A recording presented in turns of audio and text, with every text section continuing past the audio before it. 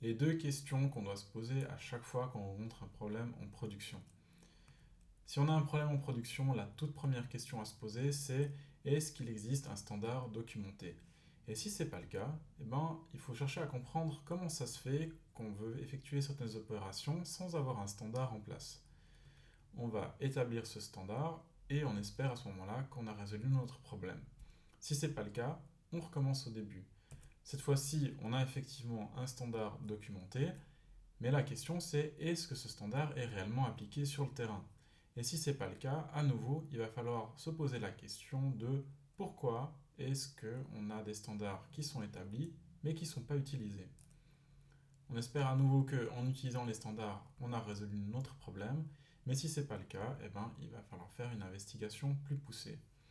Alors tout ça est assez simple, mais ça nous pousse à la conclusion que chaque processus doit avoir un standard clairement établi et celui-ci doit être appliqué. Alors quelques raisons pour lesquelles un standard n'est pas forcément appliqué dans la pratique, ça peut être qu'on est en présence d'un cas spécial, c'est-à-dire que on a une documentation qui couvre à peu près tout ce qu'on veut faire, mais aujourd'hui, on est en train de faire une opération spéciale qui n'est pas clairement documentée. Et en fait, on est plutôt dans le premier cas, c'est-à-dire il n'y a pas de standard existant. Une autre cause possible, c'est que la documentation n'est pas accessible. Elle existe, mais la personne qui doit réaliser le travail ne sait pas comment consulter ces documents, ne sait pas où aller les chercher. Donc là, le plus simple, c'est d'avoir une version imprimée au poste de travail. L'imprimé, le défaut, c'est que si on a une mise à jour, il faut être sûr que toutes les anciennes versions sont éliminées et puis que la nouvelle sera là. Ou alors une version digitale accessible depuis un ordinateur ou une tablette sur le poste de travail. Un autre souci, c'est que la documentation peut ne pas être à jour. Il y a eu des modifications qui ont été faites et elles n'ont pas été retranscrites correctement dans la documentation. On peut avoir une documentation qui n'est pas assez claire. Elle existe, mais elle est difficile à comprendre ou bien sujette à interprétation. Aussi, ce qui peut se produire, c'est que la langue de la documentation n'est pas bien comprise par la personne qui effectue le travail.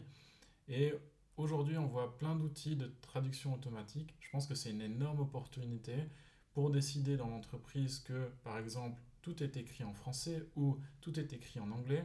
Et puis on aura ces outils de traduction automatique qui permettront d'aller au plus proche de la langue comprise par la personne qui doit effectuer le travail. Puis une dernière chose, c'est des fois un manque de formation, c'est-à-dire que la documentation ou l'environnement s'attend à ce que certaines choses soient évidentes ou connues de toutes les personnes qui vont effectuer ce travail, mais en réalité, ce n'est pas le cas. Et dans ce cas-là, soit il faut adapter la documentation pour s'adapter à ce niveau, soit il faut former les personnes pour qu'elles aient aussi connaissance de ces éléments supposés évidents et standards. Enfin, pour l'investigation plus poussée, là, il faut choisir la méthode la plus adaptée à la situation. La méthode du 5 pourquoi est très simple et facile à appliquer, mais pas toujours la plus complète. Dans le domaine du Lean, on va souvent faire du Plan, Do, Check, Act, et dans le Six Sigma, plutôt du DMake.